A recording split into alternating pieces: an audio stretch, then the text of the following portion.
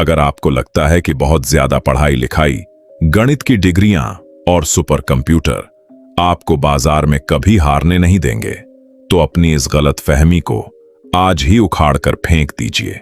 क्योंकि इतिहास का सबसे बड़ा हादसा तब हुआ था जब दुनिया के सबसे बड़े गणितज्ञों और नोबेल पुरस्कार विजेताओं का अभेद्य साम्राज्य सिर्फ कुछ हफ्तों में $4.5 अरब गंवाकर सड़क पर आ गया था। आज जानिए कि आपकी सबसे बड़ी बुद्धिमत्ता ही आपकी सबसे बड़ी बर्बादी कैसे बनती है। अक्सर इंसानी दिमाग को यह अहंकार हो जाता है कि वह अपनी बुद्धिमत्ता गणितीय आंकड़ों और कंप्यूटर के जरिए भविष्य की हर एक हलचल को नाप सकता है।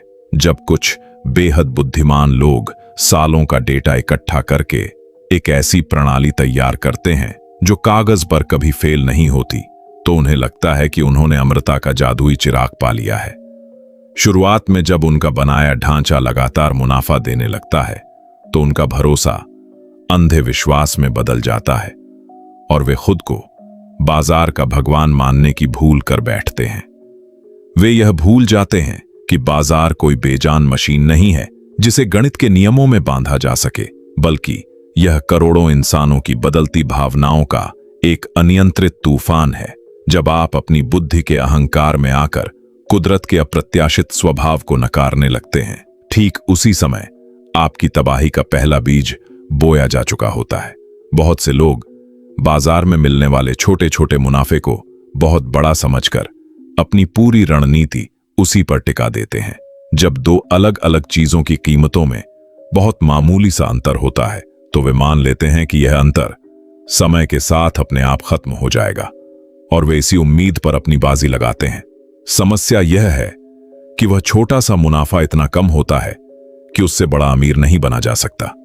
इसलिए लोग उस छोटे मुनाफे को 1000 गुना बड़ा करने के लिए बहुत भारी मात्रा में उधारी का सहारा लेते हैं।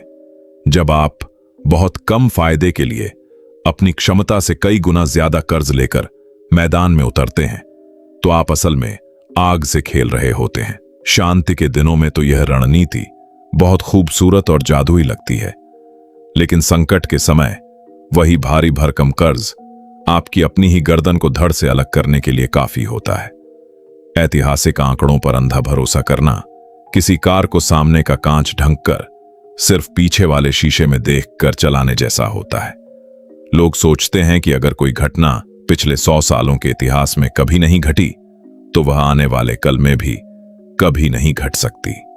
वे अपने कंप्यूटर मॉडल में यह दर्ज कर देते हैं कि सबसे खराब स्थिति में भी उनका सिर्फ 1 या 2% का नुकसान होगा, लेकिन हकीकत इन कागजी मॉडलों से हमेशा 1000 गुना ज्यादा निर्दयी होती है। बाजार कभी भी पुराने रिकॉर्ड्स के हिसाब से अपनी चाल नहीं चलता। वह जब भी झटका देता है तो पिछले सारे ऐतिहासिक पैमानों को एक झटके में तोड़कर फेंक देता है। जो लोग केवल अतीत के आंकड़ों के दम पर भविष्य की गारंटी ढूंढते हैं, वे उस अनहोनी के आते ही सबसे पहले ताश के पत्तों की तरह ढह जाते हैं। अहंकार इंसान की आंखों पर ऐसी पट्टी बांध देता है कि उसे अपनी ही बनाई हुई कमियां दिखना पूरी तरह से बंद हो जाती हैं।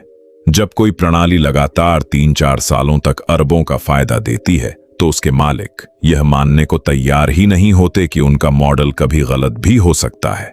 वे अपनी जीत का श्रेय अपनी काबिलियत को देते हैं और उसमें छिपे हुए विशालकाय जोखिम को पूरी तरह से नजरअंदाज कर देते हैं।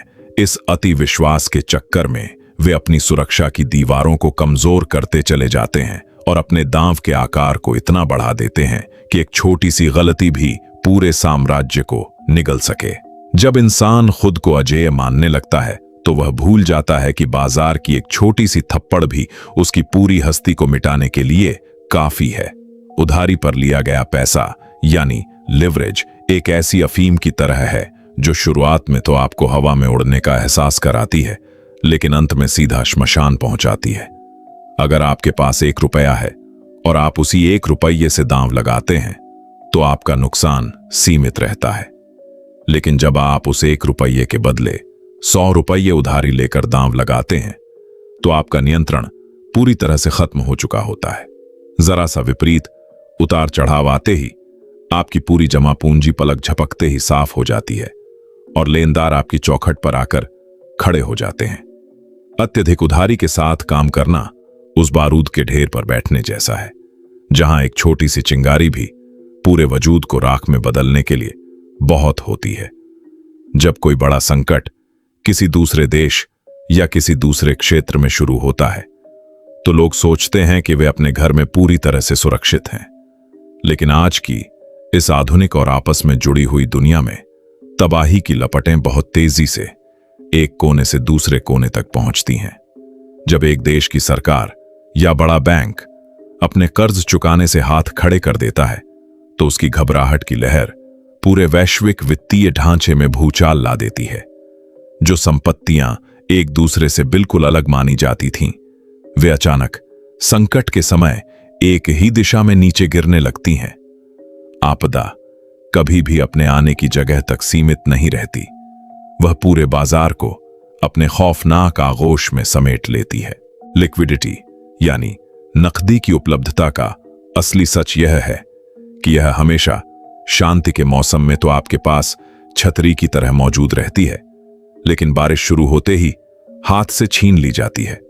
जब संकट गहराता है और हर कोई एक साथ अपनी चीजें बेचकर पैसे निकालना चाहता है तो पूरे बाजार में खरीदार पूरी तरह से गायब हो जाते हैं। आप अपनी कीमती से कीमती चीज को भी बेचने की कोशिश करेंगे तो भी आपको कोई 1 रुपया देने वाला नहीं मिलेगा। जब हर कोई सिर्फ बेचने वाला बन जाए और खरीदने वाला कोई न बचे तो संपत्ति की कीमत पल भर में शून्य की तरफ भागने लगती है। ऐसी स्थिति में बड़े से बड़े और समझदार दिग्गजों को भी कौड़ियों के भाव अपनी हिस्सेदारी बेचकर मैदान छोड़कर भागना पड़ता है। विभिन्न क्षेत्रों में पैसे फैलाकर लगाने का पारंपरिक नियम भी संकट के समय पूरी तरह से फेल हो जाता है। लोग सोचते हैं कि अगर उन्होंने 10 अलग अलग जगहों पर पैसा लगाया है तो वे पूरी तरह से सुरक्षित हैं, लेकिन यह सिर्फ एक भ्रम है। जब बड़ा वित्तीय भूचाल आता है तो सारे अलग अलग रास्ते आपस में जुड़ जाते हैं और हर एक चीज एक साथ नीचे गिरने लगती है। डर के उस माहौल में निवेशक यह नहीं देखते कि कौन सा सौदा अच्छा है और कौन सा बुरा।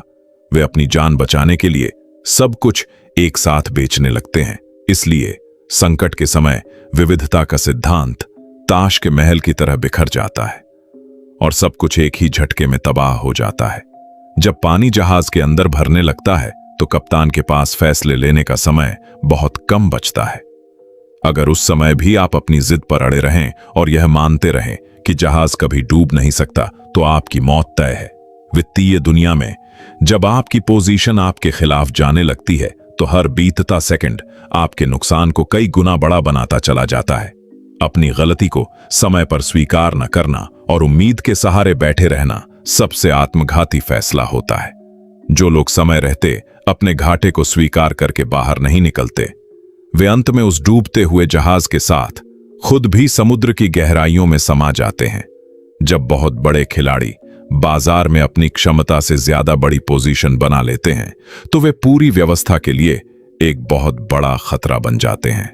उनका दांव इतना विशाल हो जाता है कि अगर वे हारते हैं तो सिर्फ वे अकेले बर्बाद नहीं होते, बल्कि वे अपने साथ पूरे वित्तीय तंत्र को ले डूबते हैं।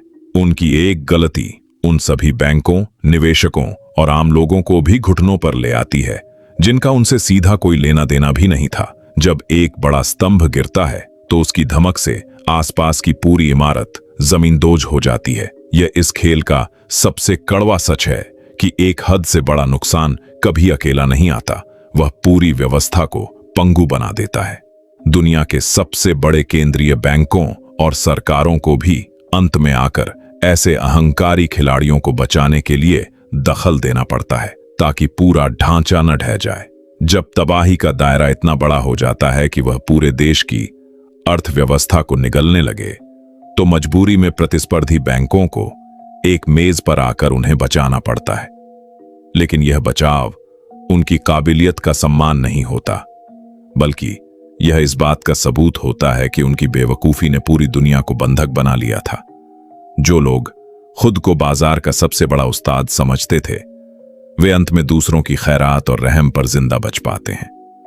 इंसानी मनोविज्ञान की सबसे बड़ी कमजोरी यह है कि वह हमेशा यह सोचता है कि इस बार कुछ अलग होगा। हर पीढ़ी के लोग नए मॉडल, नई तकनीक और नए गणितीय सूत्रों के नाम पर वही पुरानी गलतियां दोबारा दोहराते हैं। वे सोचते हैं कि उनके पास जो कंप्यूटर और एल्गोरिदम है वे पहले के लोगों के पास नहीं थे, इसलिए वे इस बार हार नहीं सकते। लेकिन वे यह भूल जाते हैं कि तकनीक चाहे कितनी भी बदल जाए, इंसान के अंदर का लालच, डर और अहंकार आज भी बिल्कुल वैसा ही है जैसा 100 साल पहले था। जब तक इंसानी फितरत में यह कमियां रहेंगी, तब तक इतिहास खुद को इसी तरह बार बार दोहराता रहेगा। असली जोखिम वह नहीं है जो आपको अपनी कंप्यूटर स्क्रीन पर लाल या हरे रंगों में दिखाई देता है। असली जोखिम वह है जिसकी कल्पना आपके किसी मॉडल ने नहीं की, जिसकी बात किसी विशेषज्ञ ने नहीं की और जो अचानक पीछे से आकर वार करता है। अगर आप अपने रिस्क का प्रबंधन केवल उन्हीं खतरों को देखकर कर रहे हैं जिन्हें आप जानते हैं, तो आप पूरी तरह से असुरक्षित हैं।